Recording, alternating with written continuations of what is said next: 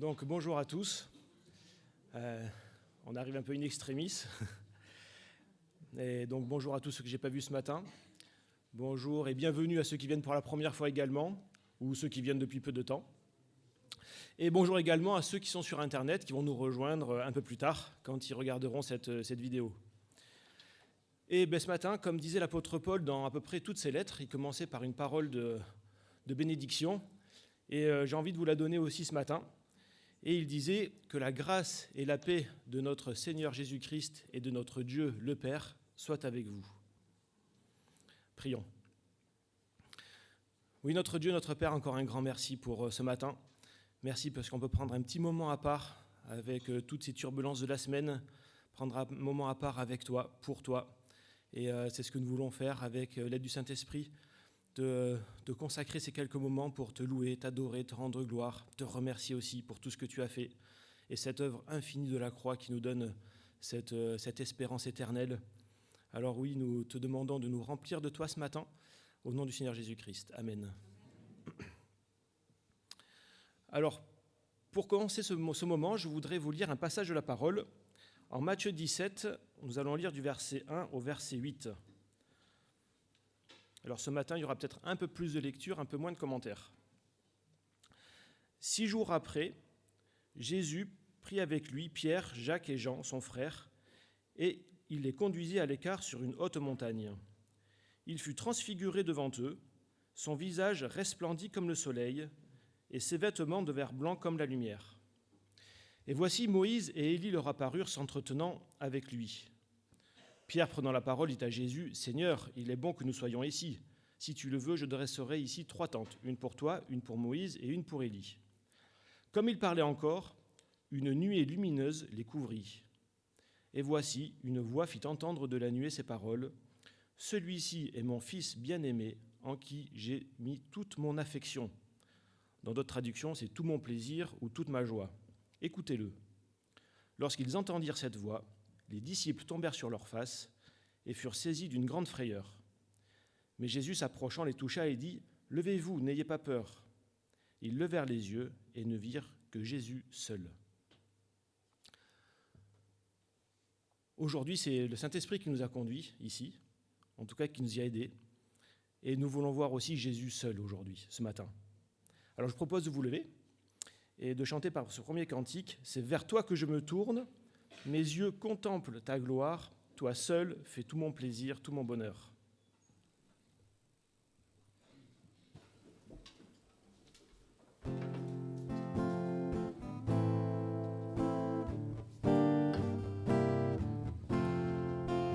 C'est vers toi que je me tourne, je veux marcher dans tes voies. J'élève mes mains pour te rencontrer, mon cœur désire te chanter. Pour bénir et célébrer ton saint nom, car tu es fidèle et bon. Seigneur, oh Seigneur, je veux te donner. Seigneur, oh Seigneur, ma vie à jamais. Mes yeux contemplent ta gloire, ta vie ranime ma foi. Ta paix, ta joie, union de mon cœur, toi seul fais tout mon bonheur. Je veux proclamer que tu es celui qui chaque jour nous bénit. Seigneur, oh Seigneur, je veux partager. Seigneur, oh Seigneur, ton éternité.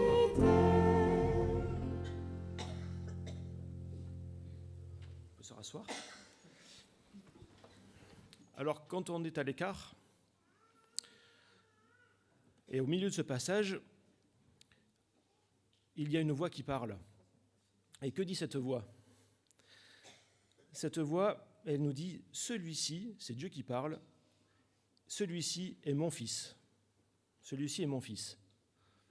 Voilà, Dieu révèle en fait l'identité de Jésus, et comme quoi en fait c'est bien son Fils, et donc il le proclame tout haut, tout fort devant tout le monde. Il est son Fils, il est le reflet de sa gloire, il est l'empreinte de sa substance, nous dit un autre passage.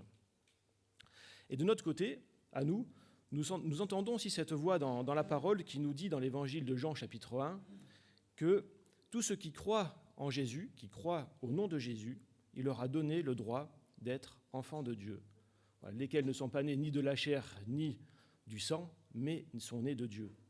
Alors nous voyons finalement que Dieu donne son identité à Jésus, comme quoi c'est bien son Fils, et Jésus qui nous dit à nous que nous sommes aussi ses enfants dans la mesure où nous croyons en lui. Alors, au centre finalement de cette identité, qui voyons-nous ? J'ai envie de dire que nous voyons là aussi Jésus seul. Alors je vous propose de vous relever pour chanter cet amour. Voyez de quel amour, et puis tendre Père, 2 cantiques à la suite.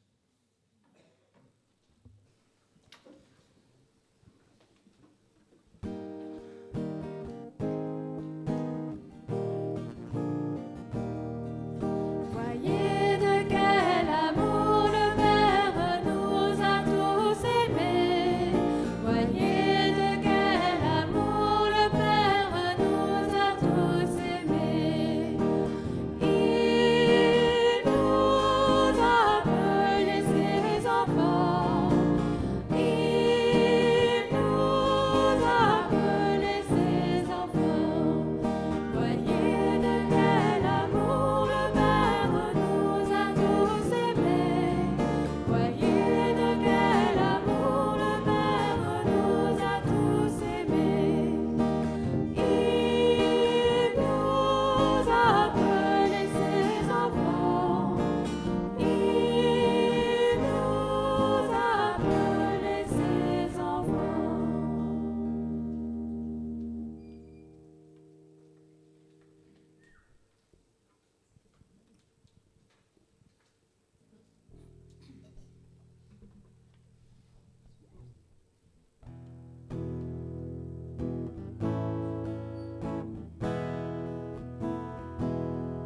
Tendre Père, j'aime te contempler. Tendre Père, j'aime te contempler. Je t'offre ma vie, je chante ta gloire. Tendre Père, j'aime te contempler. Fils de Dieu, j'aime exalter ton nom. Fils de Dieu, j'aime exalter ton nom. Tu m'aimes, tu combles ma vie. Fils de Dieu, j'aime exalter ton nom.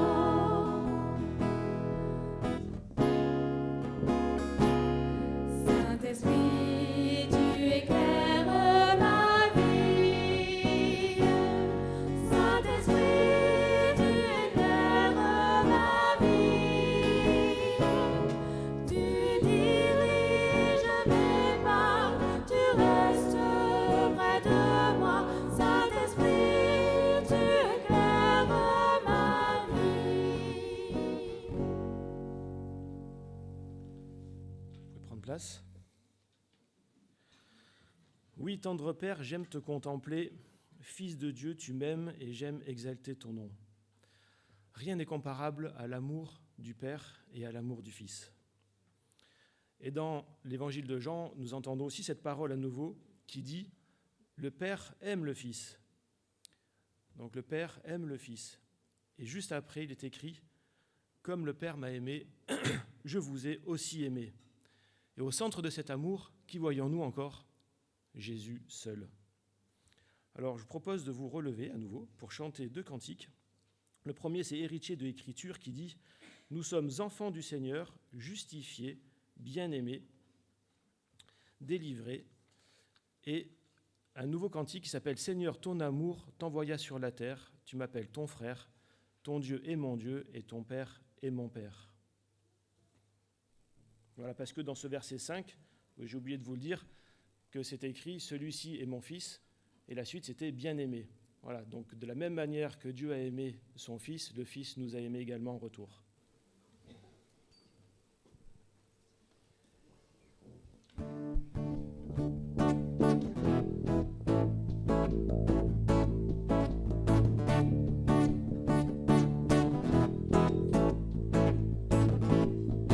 Dieu fait éclater son amour en sacrifiant son Fils, déclaré juste pour toujours, uni à Jésus-Christ. Nous sommes enfants du Seigneur, sa grâce nous libère. Plus d'esclavage, plus de peur, nous crions à Babel. Justifié, bien-aimé, délivré, en qui jamais condamné. Héritier par le Père, adopté, scellé pour l'éternité.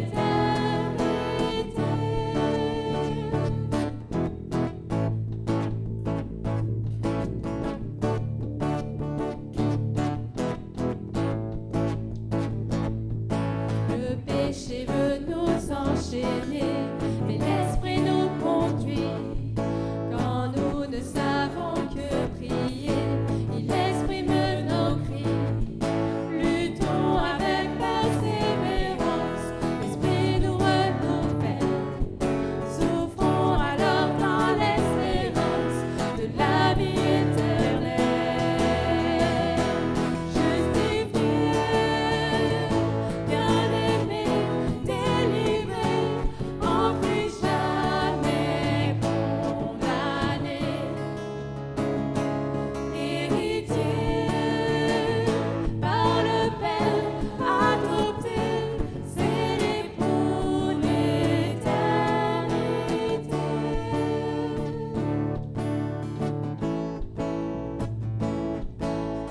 Qui pourrait nous accuser? Qui pourrait nous condamner? Qui pourrait nous séparer de l'amour de Dieu en Christ?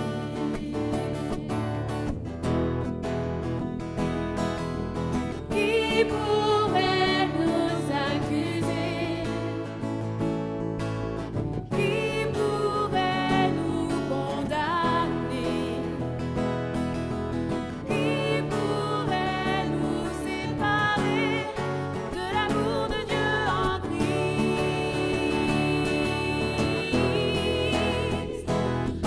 Justifié, bien-aimé, délivré, en Christ jamais condamné. Héritier par le Père, adopté, scellé pour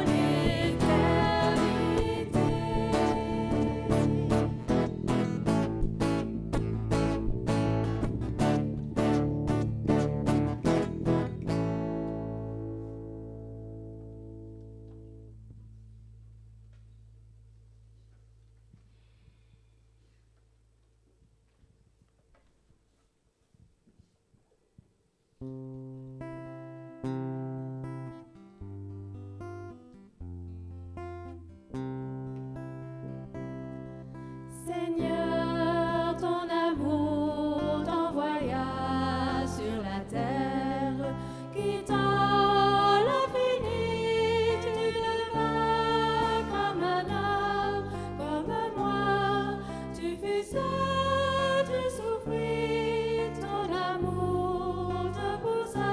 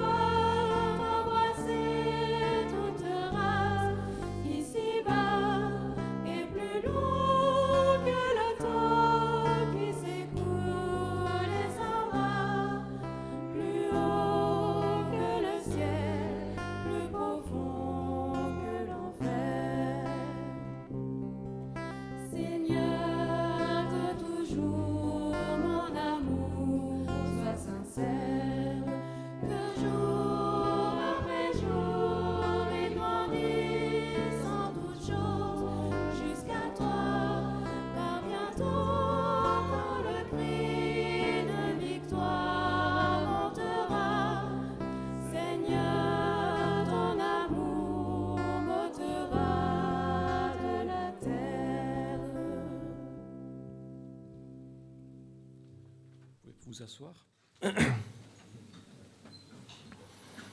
Alors maintenant, nous allons passer un moment important de notre culte, c'est-à-dire le moment de prière libre. Alors pour tout cet amour que Dieu nous a donné et que le Seigneur Jésus nous donne aussi, chacun peut prier librement. Et je terminerai.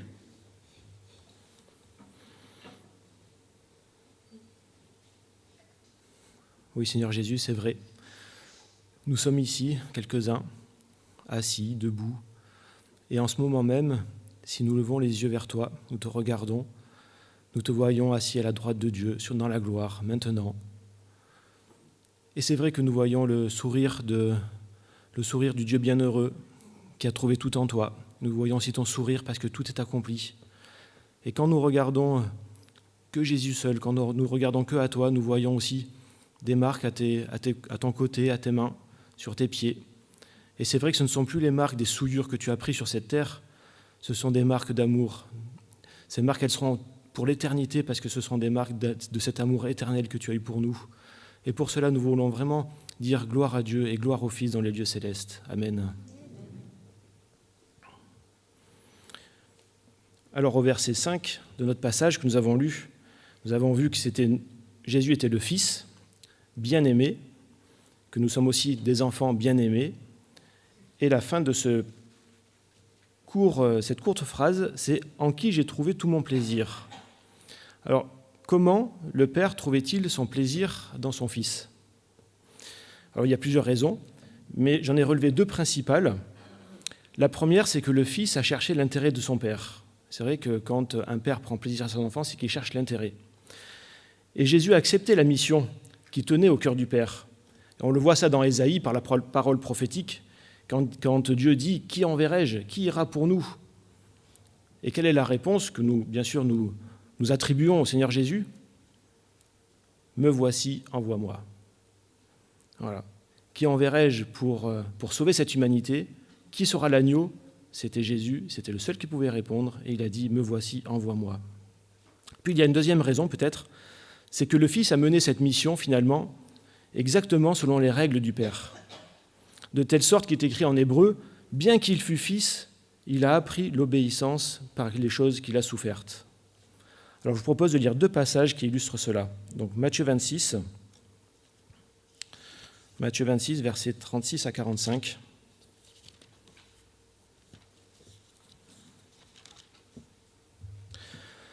Là-dessus, Jésus alla avec eux dans un lieu appelé Gethsémanée. Il dit aux disciples, « Asseyez-vous ici pendant que je m'éloignerai pour prier. » Il prit avec lui Pierre et les deux fils de Zébédée, c'est-à-dire Jacques et Jean, les mêmes, et il commença à éprouver de la tristesse et des angoisses. Il leur dit alors, « Mon âme est triste jusqu'à la mort, restez ici, veillez avec moi. » Puis, ayant fait quelques pas en avant, il se jeta sur sa face et pria ainsi, « Mon Père, s'il est possible que cette coupe s'éloigne loin de moi. Toutefois, non pas ce que je veux, mais ce que tu veux. » Et il vint vers les disciples, qu'il trouva endormis.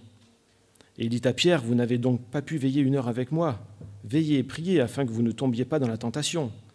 L'esprit est bien disposé, mais la chair est faible. » Il s'éloigna une seconde fois et pria ainsi, « Mon Père, s'il n'est pas possible que cette coupe s'éloigne sans que je la boive, que ta volonté soit faite. » Il revint et les trouva encore endormis, car leurs yeux étaient appesantis. Il les quitta et s'éloigna. Il pria pour la 3e fois, répétant les mêmes paroles. Puis il alla vers ses disciples et leur dit, « Vous dormez maintenant et vous vous reposez. Voici l'heure est proche et le Fils de l'homme est livré aux mains des pécheurs. » Alors vous constaterez que dans ce passage, Jésus prend avec lui ses 3 mêmes disciples pour aller à l'écart, non pour aller sur une montagne, mais dans ce jardin. Sauf que là, cette fois-ci, les disciples s'endorment et ils ne voient plus personne. En revanche, Jésus est resté seul cette fois-ci face à tout ce qui l'attend. Matthieu 27, versets 22 à 31, un dernier passage. Lorsqu'ils sortirent, ils rencontrèrent... Non, pardon.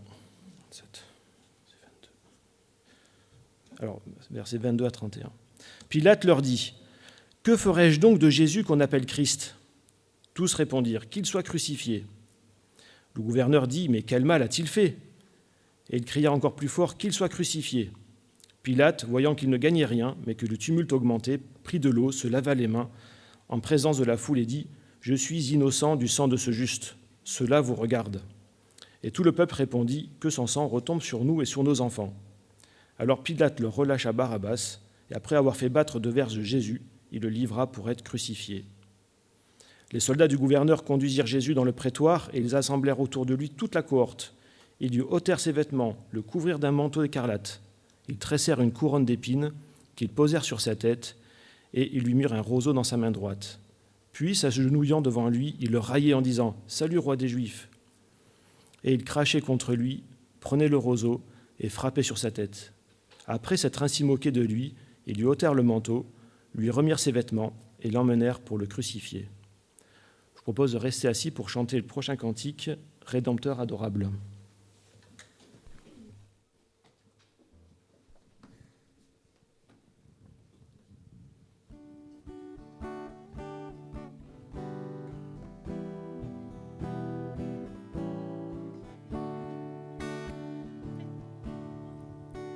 Rédempteur adorable, sur la croix attachée, traité comme un coupable, brisé pour mon péché.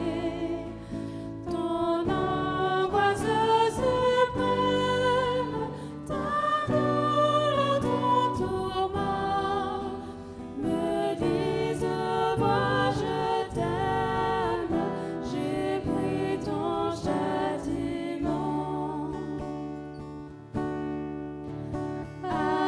Abandonné du Père, dans mon âme troublée, buvant la coupe amère pour ton iniquité,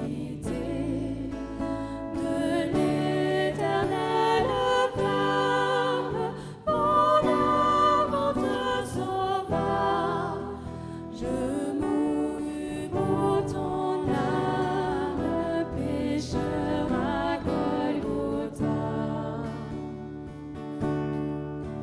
Le sang de mes blessures, ma couronne de roi, toutes ces meurtrissures, comprends-le, c'est pour toi.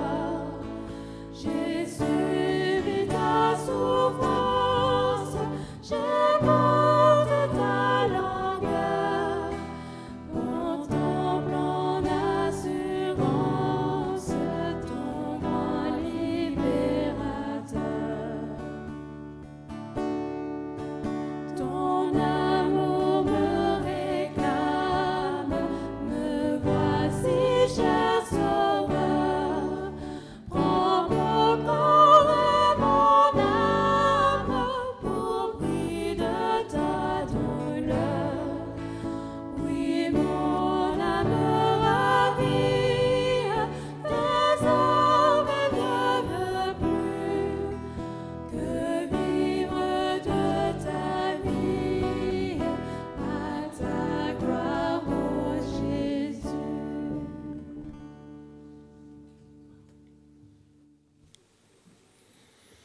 Alors Dieu a proclamé tout fort à 2 reprises, parce que c'est la 2e fois sur la montagne, à tous ceux qui étaient présents, que Jésus est son Fils bien-aimé en qui il a trouvé son plaisir. Et il a prouvé son amour envers nous en acceptant bien sûr que Jésus, son Fils, prenne notre place à la croix. Alors est-ce que nous, à notre tour, nous avons proclamé tout fort et devant tout le monde, en passant par les eaux du baptême, que Jésus est notre Dieu bien-aimé, le Seigneur de notre vie, celui qui fait notre plaisir et notre joie tous les jours? Alors si c'est le cas, si vous croyez que vous avez confessé que Jésus est le Christ, le Saint Fils de Dieu, alors je vous demande de vous lever pour prendre la scène qui nous rappelle ce qu'il a enduré pour chacun d'entre nous. J'appelle les frères que j'ai sollicités.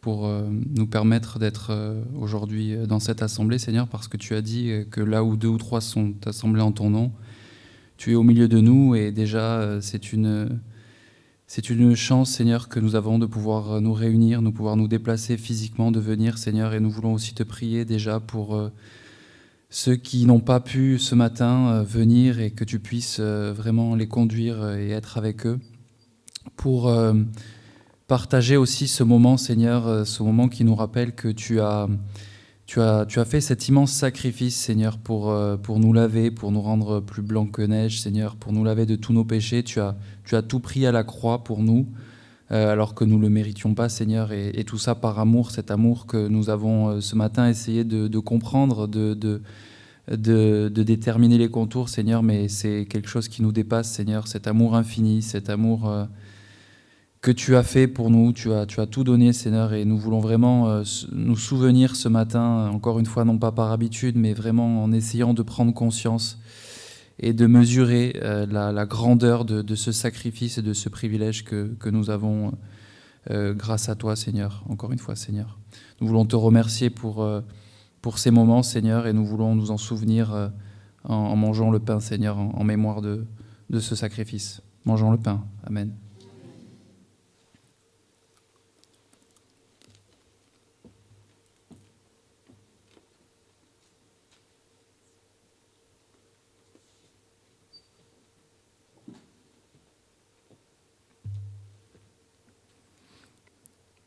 Seigneur notre Dieu, c'est vrai que ton amour nous dépasse, ton amour est infini et Seigneur, nous ne pouvons l'appréhender que d'une façon tellement restreinte, Seigneur. Mais déjà, ce que nous voyons de ton amour avec nos capacités limitées, eh bien, nous émerveille. Seigneur, tu dis dans ta parole qu'il n'y a pas de plus grand amour que de donner sa vie pour ses amis. Et tu as donné ta vie pour nous, alors que, Seigneur, nous étions loin de toi. Alors que nous marchions en ennemis de toi, Seigneur, tu as donné ta vie pour nous. Et nous voulons, Seigneur, simplement ce matin, tous ensemble, te dire merci pour cela. Seigneur, nous prenons la coupe en nous rappelant que, Seigneur, tu as donné ton sang. Ton sang, Seigneur, tu as donné ta vie. Et ton sang, Seigneur, nous purifie de tout péché.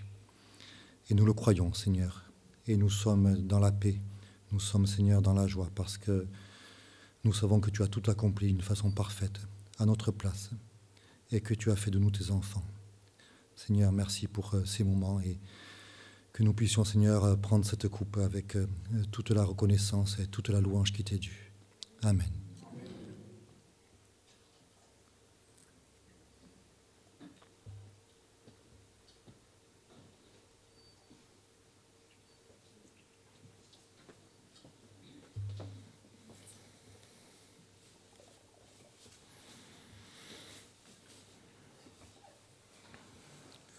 Alors, c'est vrai que le Seigneur Jésus, on peut s'asseoir, le Seigneur Jésus, il est mort à la croix, mais aujourd'hui il est ressuscité aussi, et c'est quelque chose qu'on ne veut pas oublier, parce que s'il n'était pas ressuscité, notre foi serait vaine, il nous est dit. Je vous propose de lire dans Philippiens 2,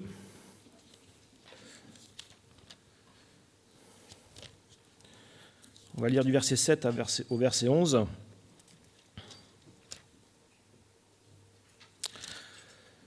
Mais Jésus s'est dépouillé lui-même en prenant une forme de serviteur, en devenant semblable aux hommes. Et il apparut comme un vrai homme. Il s'est humilié lui-même, se rendant obéissant jusqu'à la mort, même jusqu'à la mort de la croix. C'est ce que nous venons de rappeler. C'est pourquoi Dieu aussi l'a souverainement élevé et lui a donné le nom qui est au-dessus de tout nom, afin qu'au nom de Jésus, tout genou fléchisse dans les cieux, sur la terre et sous la terre, et que toute langue confesse que Jésus-Christ est Seigneur à la gloire de Dieu le Père. Voilà, Dieu a dit « Jésus est mon Fils bien-aimé en qui j'ai trouvé tout mon plaisir ». Le Seigneur Jésus nous dit la même chose pour nous et Dieu lui-même le dit pour nous. Dieu a haut élevé Jésus au-dessus de tout. Et maintenant, que nous dit Jean 17 dans la prière du Seigneur Jésus au verset 24 ? Avant de chanter encore un cantique.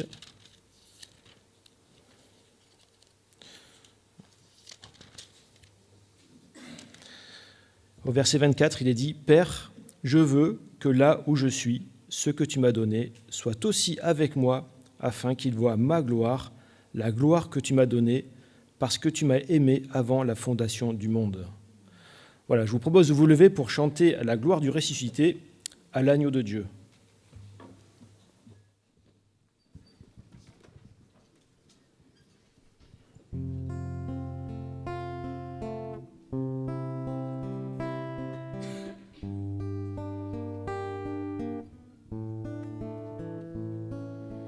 Élevé à la droite de Dieu, couronné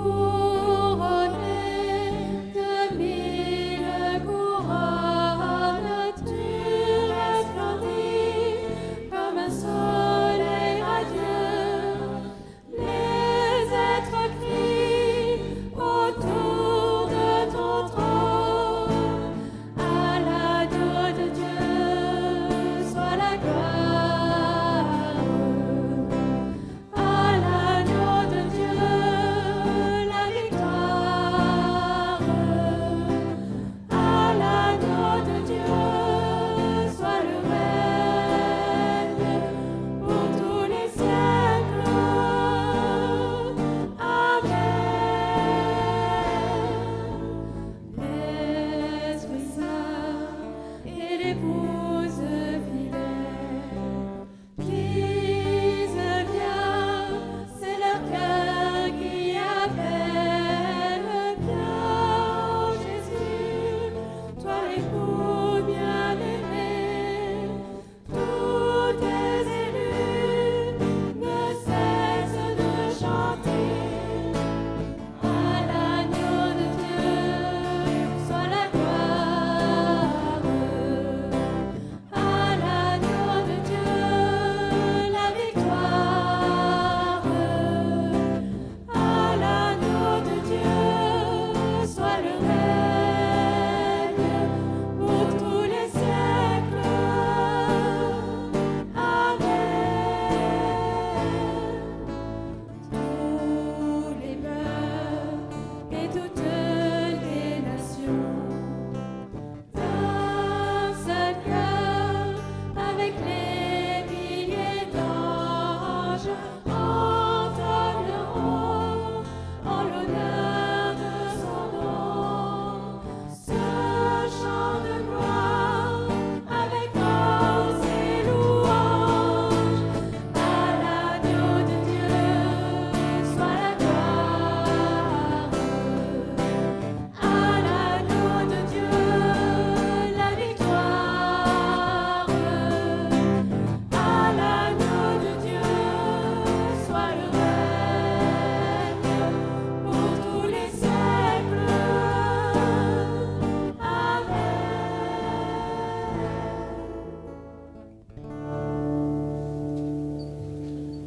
Oui, amen.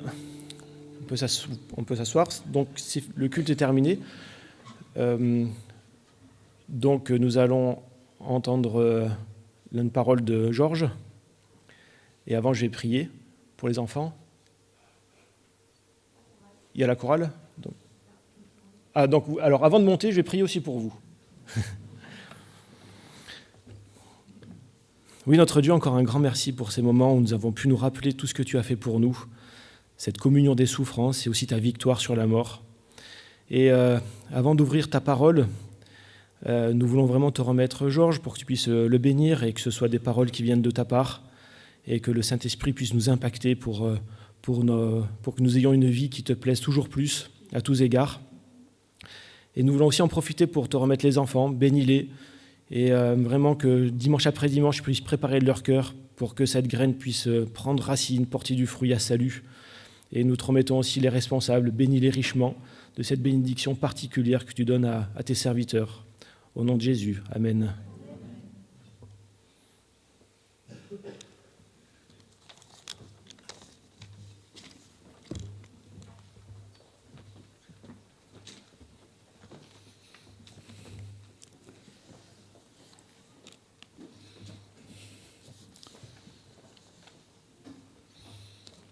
Merci David.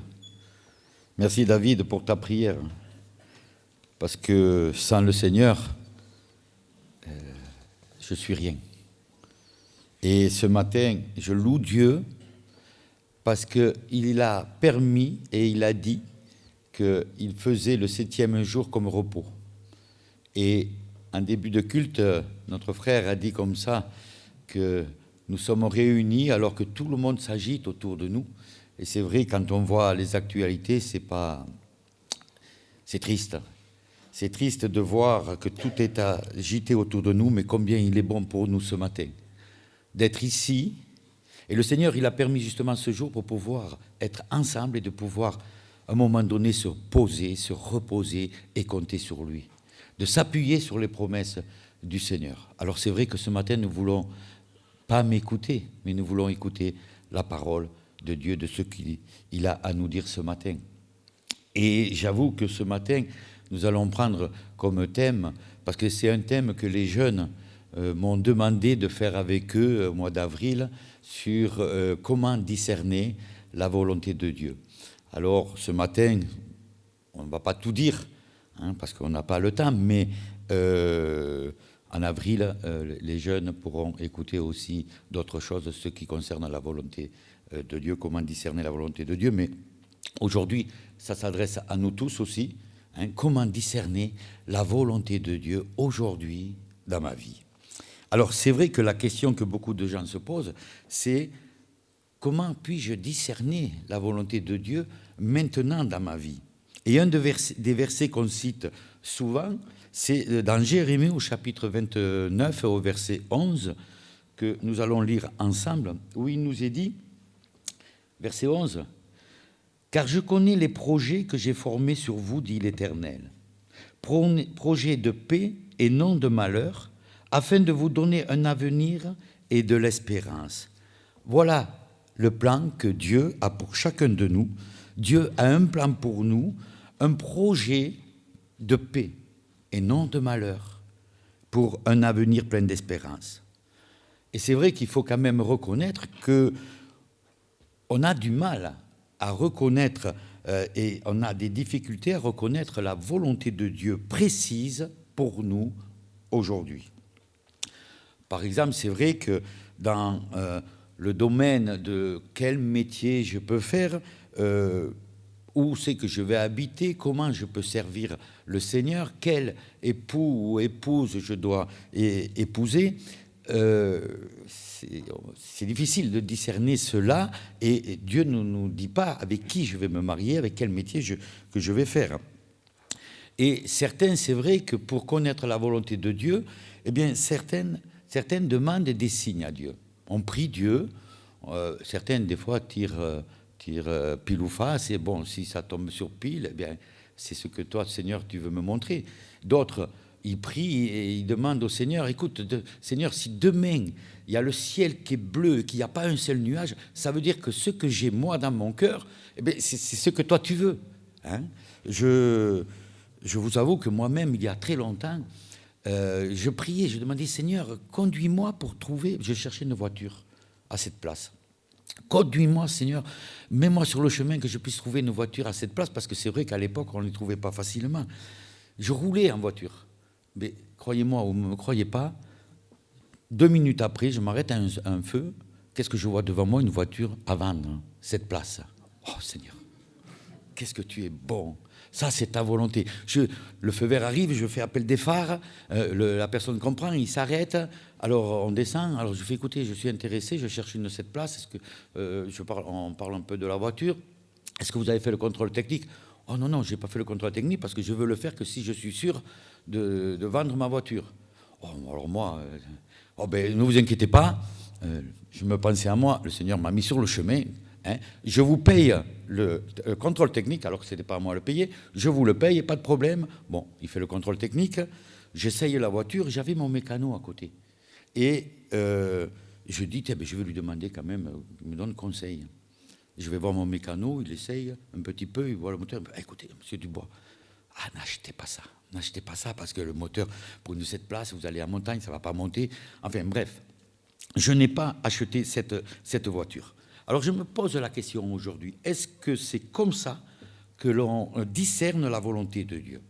Est-ce que c'est par des signes ou est-ce que c'est parce que je prie que tout d'un coup c'est arrivé? Est-ce que c'est comme ça qu'on discerne la volonté de Dieu? Eh bien, je ne crois pas. Je ne crois pas que c'est comme ça. Mais on peut se poser la question. Alors, y a-t-il une réponse simple et claire pour discerner la volonté de Dieu dans ma vie? Dans quel travail je dois faire? Comment je vais servir le Seigneur? Qui je vais épouser? Où je vais habiter? Etc. Y a-t-il une réponse à cela? Eh bien là, je dis oui. Mais il nous faut bien écouter ce que le Seigneur va nous dire ce matin. Nous devons bien écouter jusqu'à la fin. Alors, ce que je dois dire quand même, c'est que ce message, il n'est pas de moi. Je l'ai, comme j'écoutais ce message, le pasteur lui-même qui disait ce message, il a dit qu'il avait piqué lui aussi à John MacArthur. Je ne sais pas si vous connaissez. Alors je dis, c'est bien. Mais dans ma tête, je me suis dit, mais John MacArthur, où c'est qu'il a trouvé ce message? Comment discerner la volonté de Dieu? Et bien, je me suis dit, lui, John MacArthur, il a piqué dans la parole de Dieu. Parce que nous avons tout dans la parole de Dieu. Donc, vraiment, c'est un passage, enfin, ce message que j'ai écouté m'a touché, et bien, je profite aussi de vous le partager. Et on va prier, si vous permettez. Seigneur, c'est vrai que nous voulons nous confier en toi ce matin. Et nous voulons te demander que par ton esprit, tu nous aides vraiment à saisir ce qu'est ta volonté, et non la nôtre. Seigneur, tu as tout écrit, tu as tout accompli. Il n'y a rien dans la parole de Dieu, dans ta parole, qui nous est pas inutile. Alors ce matin, nous voulons, avec des cœurs humbles, sachant que nous sommes tes enfants, sachant que tu veux le meilleur, sachant que tu as un plan de paix et non de malheur pour nous, nous voulons, Seigneur, nous soumettre à ce que tu nous dis. Conduis-nous, Seigneur, avec humilité, au nom de Jésus. Amen. Alors,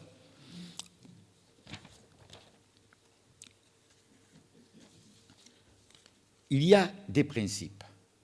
Il y a un principe quand même pour connaître la volonté de Dieu.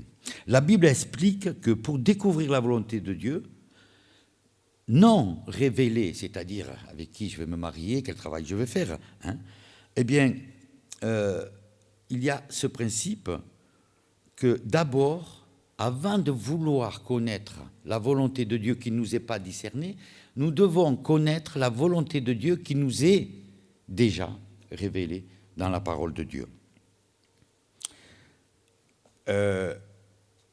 J'étais content parce que quand j'ai écouté ce message, il a donné un exemple, ce pasteur-là, et c'est exactement le même exemple que j'avais. Alors je vais profiter de le dire. Ce principe est, je me souviens quand mes enfants ils étaient petits, elle me disait comme ça, « Papa, on peut aller jouer ?»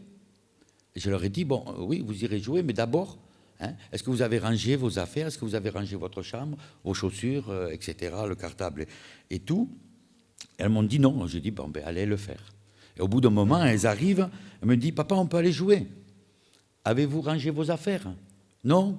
Bon, eh bien alors, moi, je vous dis non. D'abord, allez arranger vos affaires et après, vous irez jouer. Elles sont là, justement, peut-être qu'elles s'en rappellent, je ne sais pas. Mais bon. Eh bien, c'est le même principe. C'est le même principe avec Dieu. Quand nous demandons à Dieu de connaître sa volonté pour savoir quel métier je ferai ou quel époux je vais épouser, etc., eh bien, le Seigneur nous répond, « As-tu fait d'abord ce que je t'ai dit de faire? Ce qui est déjà révélé dans ma parole, est-ce que tu l'as déjà fait? » Oui, il faut d'abord être soumis à ce qu'il nous dit, à ce qui nous est révélé avant de vouloir faire autre chose. Vous savez, la Bible nous dit « Sois fidèle dans les petites choses, et je vous confierai de grandes choses. » Et aujourd'hui, ces paroles qui ont été dites, elles sont toujours valables aujourd'hui pour nous. Alors, ce matin, nous allons voir 6 points. 6 points qui sont révélés de sa volonté, avant que nous puissions rechercher sa volonté qui ne nous est pas révélée. Alors, le premier point, numéro 1, la volonté de Dieu est que je sois sauvé. 2 Pierre au chapitre 3, nous allons prendre ce passage. 2 Pierre chapitre 3, verset 9. Il nous est dit, « Le Seigneur ne tarde pas dans l'accomplissement de la promesse comme quelques-uns le croient, mais il use de patience avec nous, ne voulant pas qu'aucun périsse, mais voulant que tous arrivent à la repentance. Voilà qui nous est dit, ne voulant pas qu'aucun périsse, mais voulant que tous arrivent à la repentance. Donc là, c'est la volonté de Dieu. C'est sa volonté. Lisons dans Jean au chapitre 6. Jean chapitre 6, versets 39 à 40.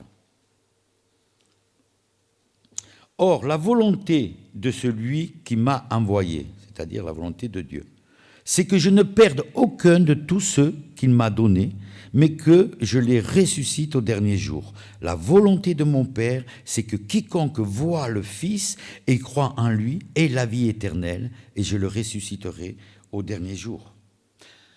La première chose à faire, c'est que nous nous tournions vers celui qui est mort pour nos péchés.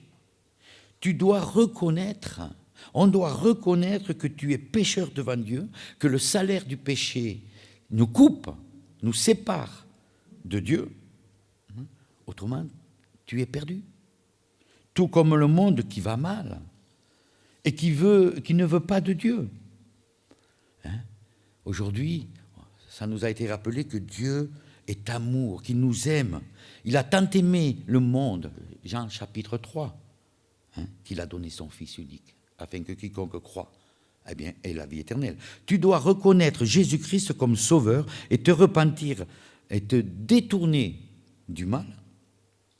Et si tu ne connais pas Jésus-Christ aujourd'hui, toi qui écoutes, eh bien le Seigneur nous dit, viens à moi, parce qu'il a un plan pour nous de paix, d'amour. Viens à moi et tu seras sauvé. La volonté du Père Céleste veut que quiconque voit et croit au Fils, eh bien, il a la vie éternelle. Tu peux peut-être déjà prier dans ton cœur. Maintenant, Seigneur, viens dans ma vie et deviens le maître de ma vie. Tu ne pourras jamais comprendre la volonté de Dieu si tu n'es pas sauvé. Donc, c'est le premier point. Deuxième point. La volonté de Dieu, c'est qu'il veut aussi que tu sois rempli de l'Esprit. Alors, pour ceux qui étaient là mardi, à l'étude biblique, on a parlé de l'Esprit de Dieu, être rempli de la plénitude du Saint-Esprit. Eh bien, Dieu veut aussi que nous soyons remplis de son Esprit. Éphésiens chapitre 5. Éphésiens chapitre 5, verset 17. Il est dit, c'est pourquoi, c'est adressé à chacun de nous, c'est pourquoi ne soyez pas inconsidérés, mais comprenez quelle est la volonté du Seigneur. Là, ça me fait penser à une chose, c'est que en disant cette phrase, eh bien, on est poussé à dire, mais je t'en prie, ne sois pas inconsidéré, regarde ce qu'est la volonté de Dieu. Et qu'est-ce que ça veut dire être inconsidéré ? Eh bien, cela veut dire que c'est être peut-être irréfléchi, étourdi, mal avisé. Et il est dit dans ce verset 17, mais comprenez quelle est la volonté de Dieu. Alors, c'est quoi la volonté de Dieu ? Eh bien, lisez le verset 18. Verset 18. Ne vous enivrez pas de vin, c'est de la débauche. Soyez au contraire remplis du Saint-Esprit. Soyez remplis du Saint-Esprit. Alors faisons une petite comparaison.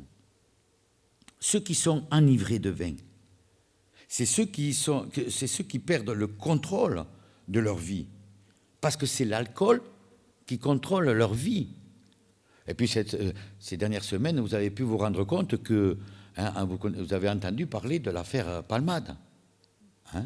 Qu'est-ce que c'est qui contrôlait sa vie ?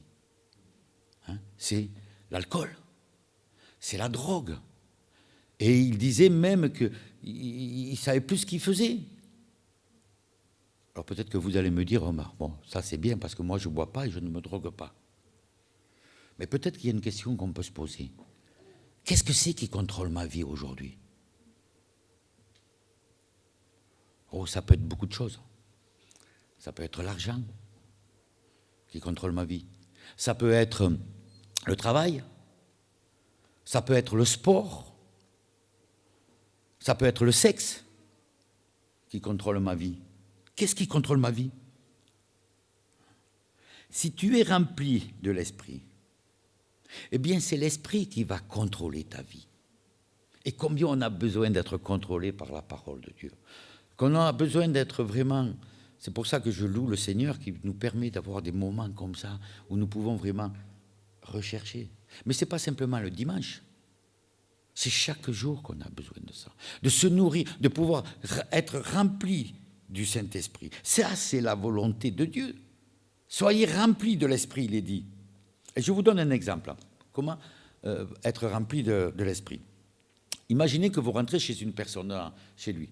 Il vous fait visiter la maison, vous rentrez dans la maison, vous restez dans le hall d'entrée. Qu'est-ce qui se passe? Imaginez aussi que toutes les portes sont fermées. Vous êtes dans le hall d'entrée.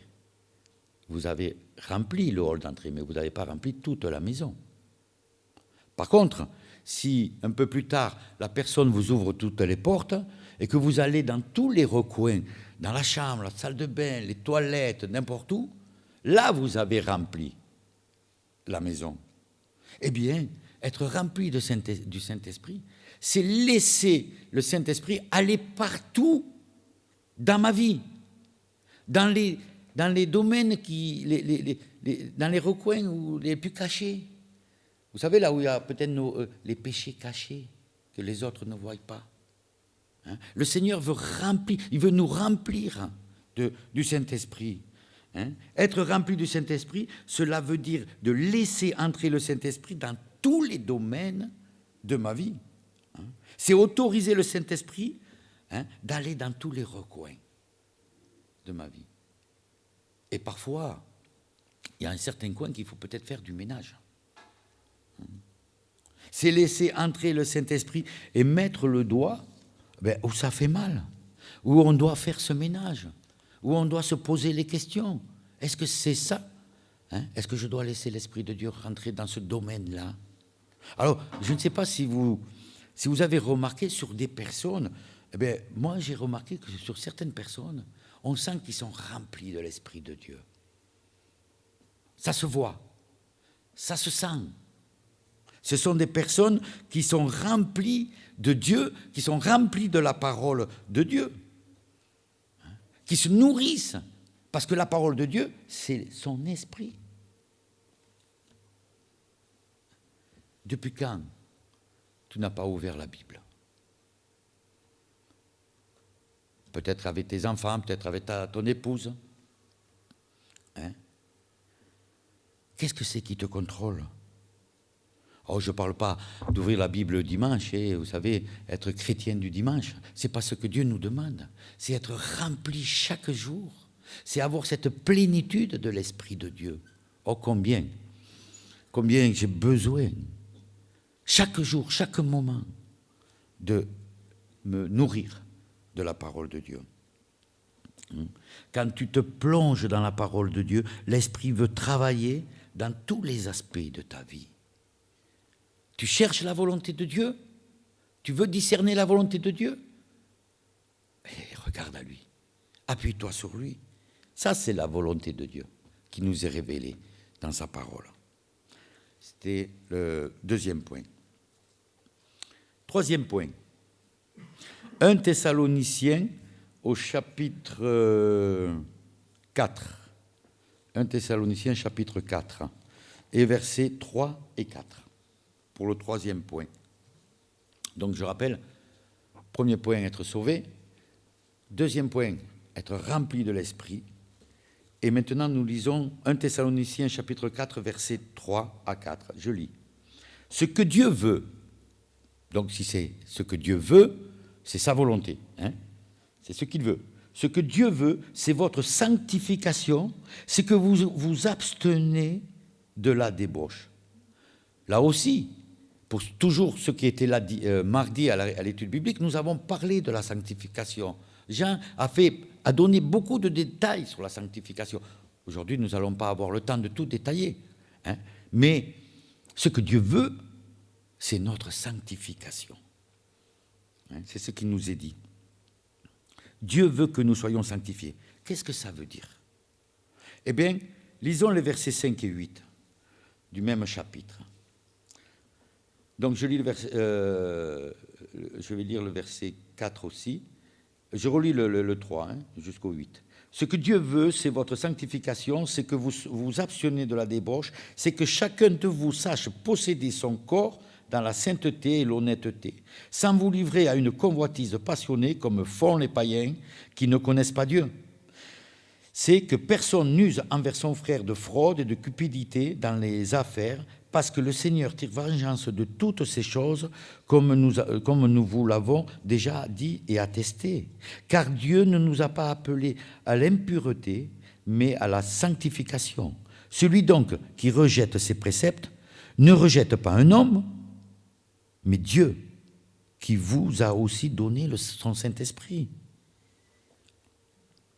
La sanctification, c'est s'abstenir de tout mal.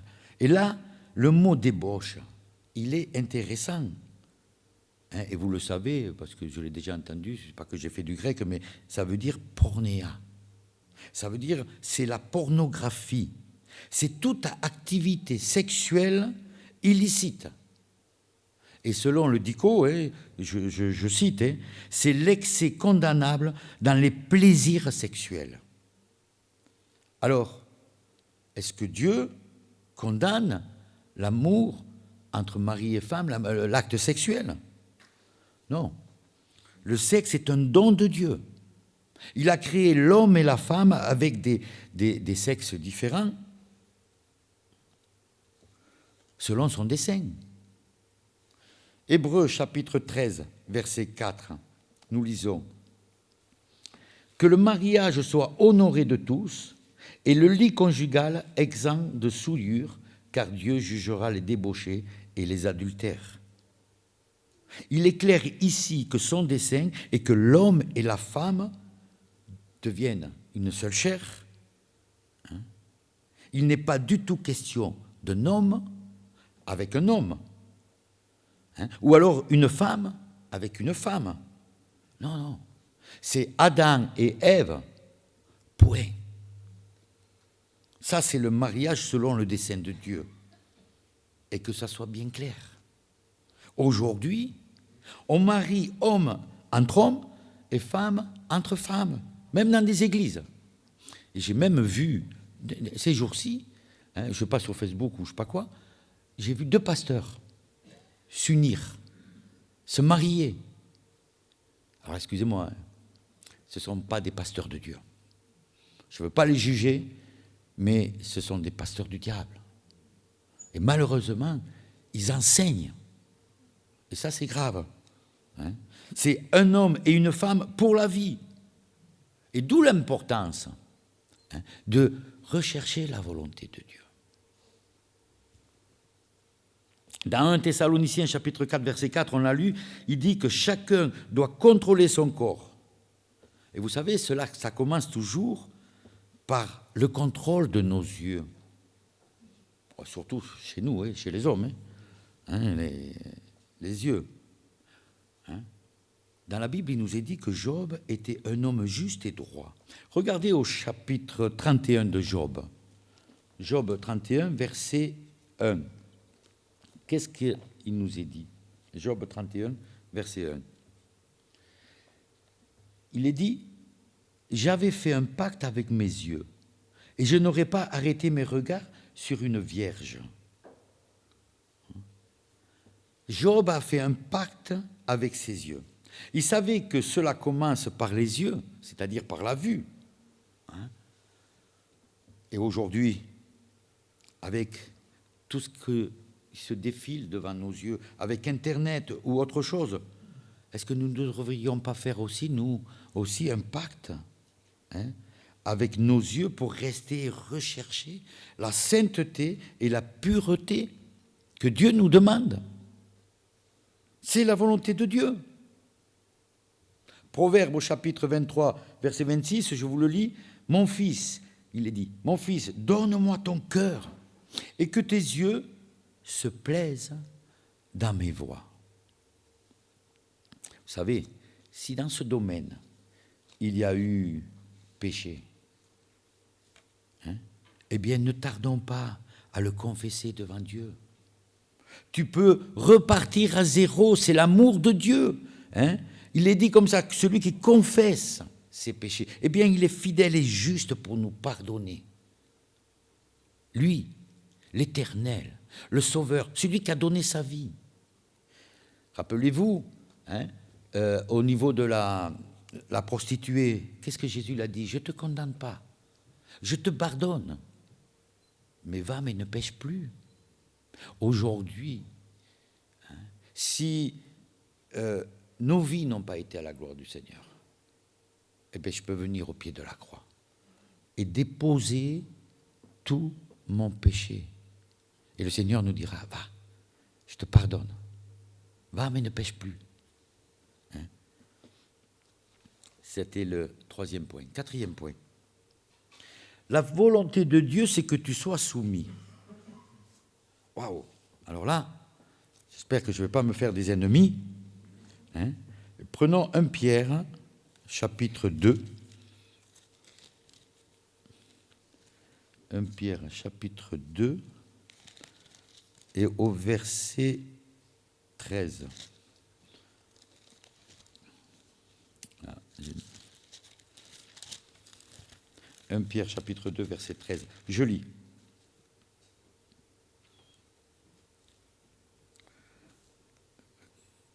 Pardon, voilà. Je lis. Qu'est-ce qu'il nous est dit? Soyez soumis à cause du Seigneur à toute autorité établie parmi les hommes, soit au roi comme au souverain. Soyez soumis à Georges Dubois. Non, pardon. Qu'est-ce qu'il est dit? Qu'est-ce qu'il est dit? Soyez soumis à cause du Seigneur. Et ce mot « à cause », enfin, je ne sais pas si c'est traduit comme ça, mais moi j'aurais envie de dire soyez soumis, oui, à cause du Seigneur, pour sa gloire. Hein? Soyez soumis, hein, à cause du Seigneur. Et là aussi c'est clair. Cela veut dire que c'est la volonté de Dieu d'être soumis à toute autorité. Hein? Et ça veut dire quoi, être soumis à toute autorité? Eh bien, ça veut dire que je soumets ma volonté à quelqu'un d'autre. Un chrétien doit être un exemple. Il n'y a pas d'autorité qui ne vienne de Dieu. Alors, juste quelques mots quand même, une petite parenthèse, je voudrais quand même dire que si mon patron me demande d'aller voler une règle en alu, alors j'ai pris cet exemple parce que ça a été mon cas. Il y a très longtemps, quand je finissais un chantier, je chargeais l'échafaudage dans une camionnette, mes outils, le patron était passé, hein, pour voir le chantier, et avant de partir, il me dit, bon, quand tu as fini de charger, tu vois la règle en alu qui est là-bas, charge-la aussi. Hein, elle devait être au maçon qui avait dû l'oublier. Est-ce que là, je dois être soumis à mon patron? Non, je ne dois pas être soumis à mon patron. Il vaut mieux être soumis d'abord au Seigneur, à la volonté qu'il veut, et non à mon patron, s'il me demande des choses qui sont contraires à ce que Dieu me demande. Là, oui, je ne dois pas être soumis. Hein? Mais la Bible dit, soyez soumis. Il est vrai, c'est vrai qu'on peut dire qu'il y a des lois, hein, que je n'aime pas, que je n'affectionne pas. Surtout quand je me fais arrêter par un radar, que je me fais flasher, eh bien, je peux m'en prendre qu'à moi, parce qu'il y a une loi. Et si je ne la respecte pas, eh bien, paf. Hein? Bien sûr, je ne l'aime pas, mais je dois m'y soumettre. Hein? Nous sommes appelés à être soumis aux autorités. Tu es appelé à être soumis à tes parents. Même si les règles dans la maison ne te plaisent pas, tu dois être soumis à tes parents. Il y a une règle, il y a une loi. Hein? Et la Bible parle aux enfants. Si on lit dans Pierre, vous allez voir toutes les soumissions qu'il y a. Et nous devons nous tenir. C'est la parole de Dieu, à cause du Seigneur. Hein? Je dois être soumis aussi à mon patron, et comme nous avons dit, selon le Seigneur, bien sûr. Hein? Soumis aussi à nos conducteurs dans l'Église. C'est bien sûr, ces conducteurs-là cherchent la volonté de Dieu, pas comme ces deux pasteurs.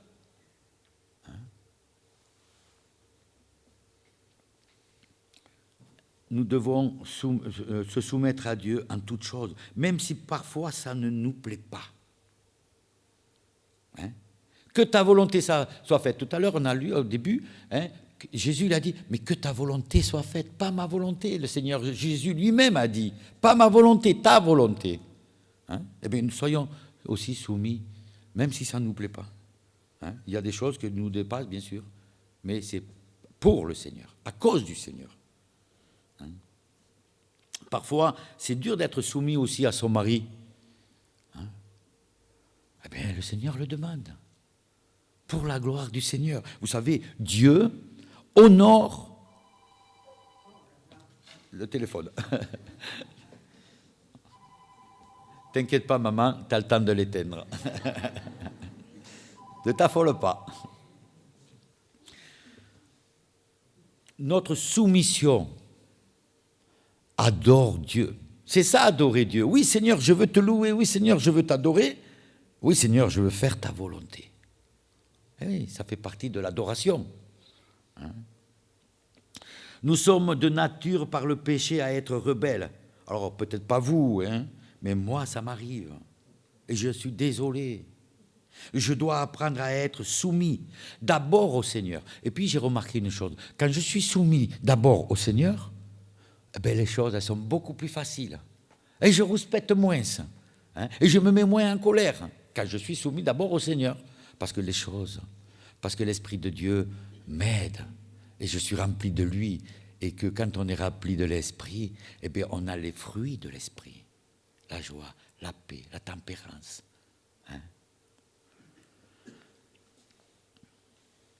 Soyons remplis vraiment de l'Esprit.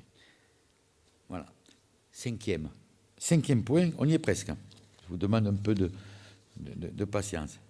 Alors maintenant, une autre volonté de Dieu. 5e point, la volonté de Dieu, hein, qui nous est révélée. Et cette volonté-là, elle est un peu plus difficile. Elle est un peu moins marrante.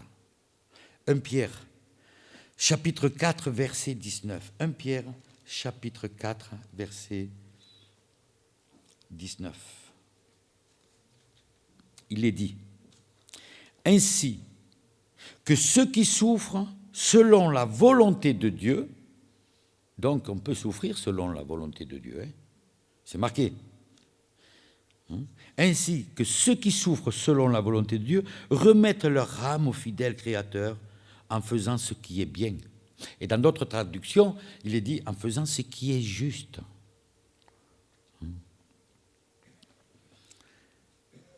Certains souffrent, c'est vrai, selon la volonté de Dieu.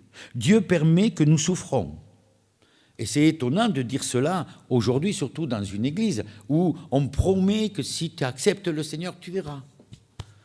Accepte le Seigneur, tout sera facile dans ta vie, tu n'auras plus de problèmes, tout va être rose, il va planir tes chemins. Ouais, c'est marqué dans la Bible. Mais le Seigneur permet la souffrance. Et parfois, la souffrance, ça nous pèse. Ça nous, comment je pourrais dire, ça nous épuise, ça nous ronge. Mais le Seigneur, il a un plan pour nous. Et c'est ça qu'on doit se rappeler. Dieu permet que nous souffrons. Attention, je ne dis pas que chaque fois que nous souffrons, c'est Dieu aussi qui le veut. Vous savez, en préparant ce message, j'avais très mal au dos. J'avais fait un déménagement. Et le lendemain, j'ai été coupé, pendant plusieurs jours, j'ai été coupé du bois. Il y a aussi ma part de responsabilité. Si vous avez du diabète et que le docteur vous donne un régime, et que derrière, après avoir parti, qu'il vous donne un régime, vous sortez et vous vous arrêtez à la première boulangerie, comme ça m'arrive de faire. Hein? Vous vous arrêtez à la première boulangerie, et là, un bon gâteau russe, une bonne forêt noire, bien crémeux, hein, et que je le prenne, hein, et que je risque d'avoir des problèmes. Est-ce que c'est la volonté de Dieu, là? Non. Mais Dieu permet que nous souffrons pour sa gloire. Nous devons faire, c'est ce qu'on a lu, nous devons faire ce qui est juste. Ça veut dire que nous avons notre part de responsabilité aussi. Hein?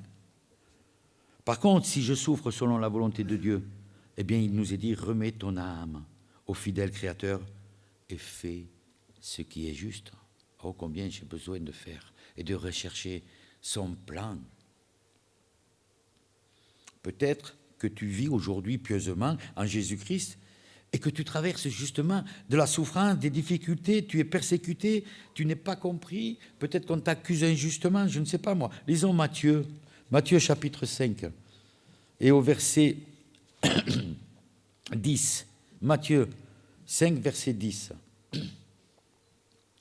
Nous lisons. Heureux serez-vous lorsqu'on vous outragera, qu'on vous persécutera et qu'on dira faussement de vous toutes sortes de mal à cause de moi. Réjouissez-vous et soyez dans l'allégresse parce que votre récompense sera grande dans les cieux, car c'est ainsi qu'on a persécuté les prophètes qui ont été avant vous. Heureux, oui, si tu vis pieusement, selon la volonté de Dieu, et que tu seras persécuté, tôt ou tard, parce qu'on vit aujourd'hui à contresens. Le monde part d'un côté, les chrétiens sont à contresens, et c'est difficile, et on va rencontrer des obstacles, des difficultés. Mais la Bible nous dit, prenez courage. J'ai vaincu le monde.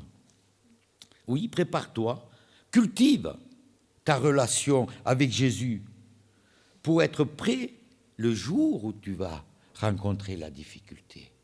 Prenons les armes du Seigneur, parce que sans cela, nous ne pouvons pas combattre. Et nous nous laisserons accaparer partout tout ce qui se passe, et on tombera dans... Enfin, on ne comprendra pas. Des fois, moi je regarde les informations, des fois je me dis... mais je me dis, bon, c'est comme ça doit arriver. Ça doit arriver. Prends courage. Mais reste fidèle. C'est ce que le Seigneur nous demande. Numéro 6. On voudrait lire aussi peut-être 1 Pierre chapitre 4, au verset 12 à 18. On avait lu juste un peu, on va lire un peu plus cela. 1 Pierre chapitre 4. On va le reprendre, où on lit verset 12. Mais bien-aimés, ne trouvez pas étrange d'être dans la fournaise de l'épreuve, comme s'il vous arrivait quelque chose d'extraordinaire. Réjouissez-vous au contraire de la part que vous avez aux souffrances de Christ, afin que vous soyez aussi dans la joie et dans l'allégresse lorsque sa gloire apparaîtra. Si vous êtes outragés pour le nom de Christ, eh bien vous êtes heureux, parce que l'Esprit de gloire, l'Esprit de Dieu repose sur vous. Que personne d'entre vous que personne d'entre vous, en effet, ne souffre comme meurtrier ou voleur ou malfaiteur, ou pour s'être ingéré dans les affaires d'autrui. Mais si quelqu'un souffre comme chrétien, nous qui nous appelons chrétiens, si quelqu'un souffre comme chrétien, qu'il n'en ait point honte, et que plutôt il glorifie Dieu à cause de son nom. Car c'est le moment où le jugement va commencer par la maison de Dieu. Or, si c'est par nous qu'il commence, quelle sera la fin de ceux qui n'obéissent pas à l'évangile de Dieu? Et si le juste se sauve avec peine, que deviendront l'impie et le pécheur?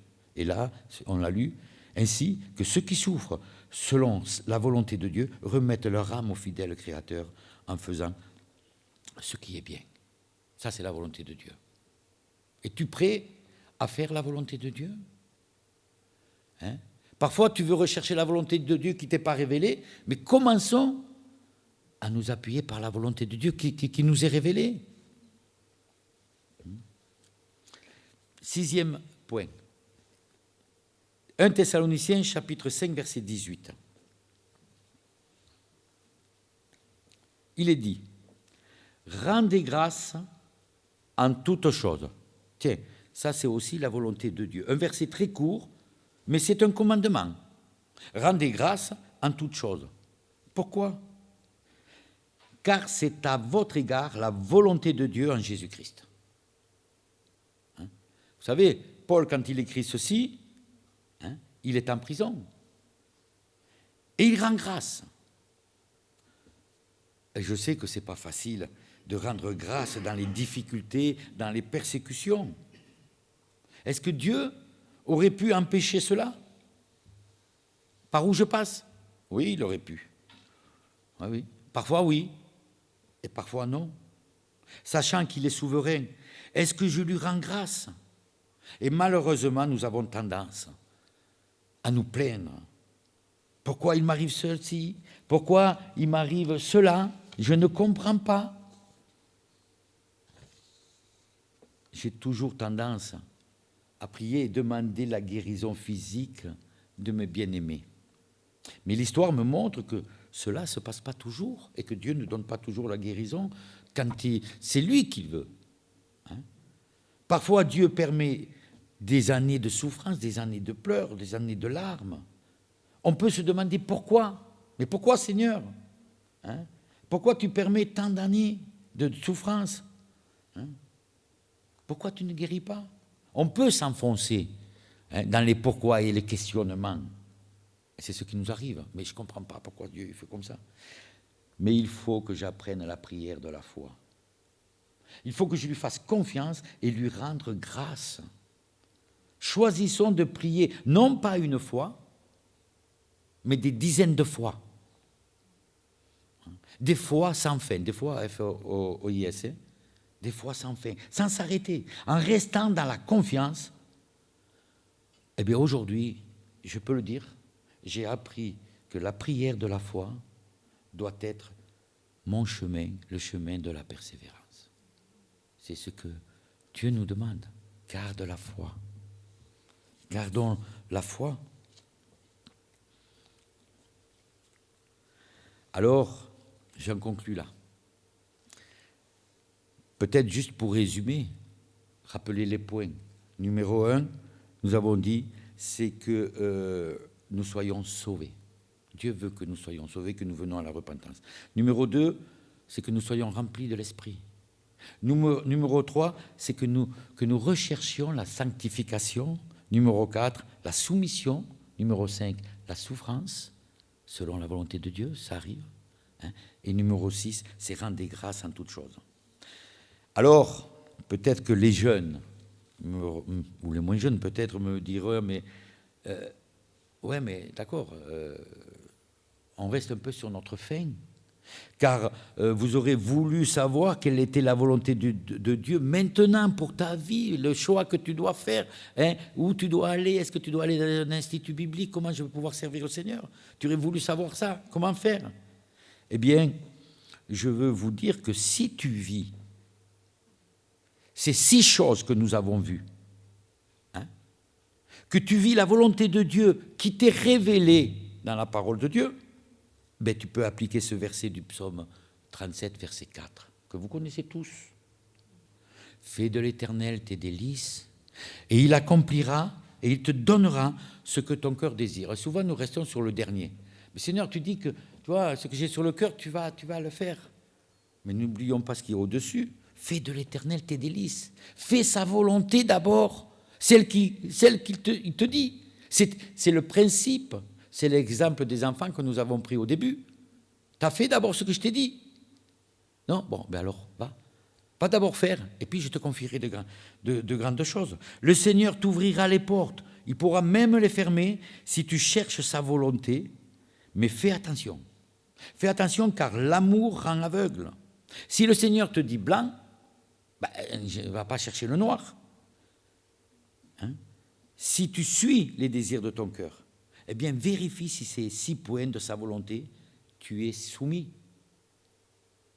De Pierre chapitre 1, verset 12, il nous dit « Je prendrai soin de vous rappeler ces choses afin de vous affermir, pour que vous soyez affermis. » Et on a besoin d'apprendre et redire ces choses-là. Il faut savoir que Dieu ne nous donne pas toujours ce que nous voulons. Vous savez, Paul, il voulait aller en Asie, mais il nous est dit que le Saint-Esprit l'en a empêché. Dites-vous, est-ce que mes désirs correspondent-ils à la parole? Est-ce que ce que je veux, ça correspond? Est-ce que ma volonté correspond à ce que Dieu me dit? Puisqu'on veut discerner la volonté de Dieu. Si déjà ça ne correspond pas, et que même si tu fais quelque chose et que tu sens que cette paix, tu l'as plus, tu as cette séparation avec Dieu, c'est que déjà tu n'es pas dans la volonté de Dieu. Quand j'étais jeune, je voulais être policier, je voulais être motard. Hein. Mais bon, mes facultés intellectuelles ne me l'ont pas permis. Hein. Il fallait faire des écrits et tout ça, bon, c'était pas mon fort. J'ai appris, par contre, j'ai appris à accepter les talents que Dieu me donne. J'ai appris à accepter le plan de paix et d'espérance que Dieu veut pour moi. Ce n'est pas un plan de malheur, en tout cas. C'est un plan de bonheur qu'il me veut. Hein. Si tu ne connais pas certaines choses, eh bien, n'hésite pas. Hein, comme moi, ça m'arrive de faire, d'aller consulter un frère, une sœur. Hein, je n'ai pas compris ce que ça veut dire, hein, qu'il soit fondé dans la foi, pour qu'il te donne de bons conseils. Parce que dans la Bible, il est parlé dans les proverbes, hein, de conseiller. On a besoin des fois d'être conseillé. Et je n'ai pas peur de dire, écoute, je ne comprends pas tout, moi, dans la Bible. Hein. Mais au moins, je sais que mon frère ou ma sœur me parlera selon la volonté de Dieu. Alors, juste pour finir, hein, une dernière chose que je voudrais dire et lire, c'est Hébreux au chapitre 13. Hébreux chapitre 13, verset 20. Et, oh là là, pardon. On finit là. Hébreux chapitre 13, verset 20.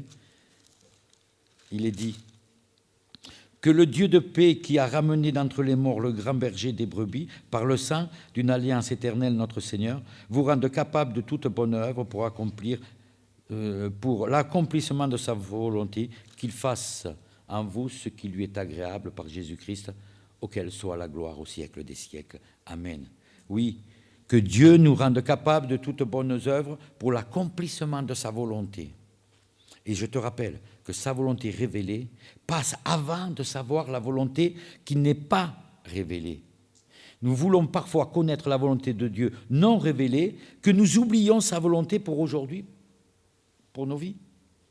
Alors, je conclus là-dessus, que le Seigneur vraiment nous aide et que nous puissions rechercher sa volonté, être remplis de l'Esprit, chercher la sanctification, etc., ce que nous avons vu. Excusez-moi d'avoir pris tant de temps, je ne m'étais pas aperçu de l'heure. Voilà. Peut-être qu'on devait chanter un chant, mais peut-être qu'on ne le chantera pas, peut-être juste un. Bon.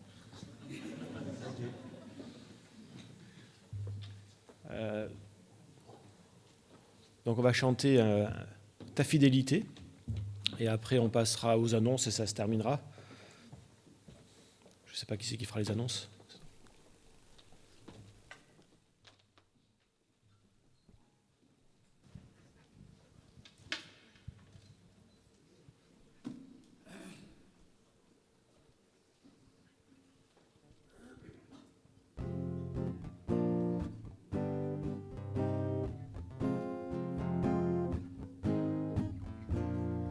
Ta fidélité, Seigneur, dure à chaque jour.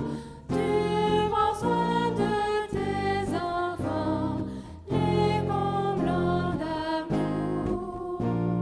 Je veux t'obéir, Seigneur, te donner ma vie, accomplir ta volonté, te suivre et t'aimer. Je te remercie, Jésus, pour ta vie en moi. Que mes jours te glorifient et parlent de toi. Un jour tu viendras, Seigneur, pour nous rassembler. Nous pourrons te contempler, t'adorer sans fin.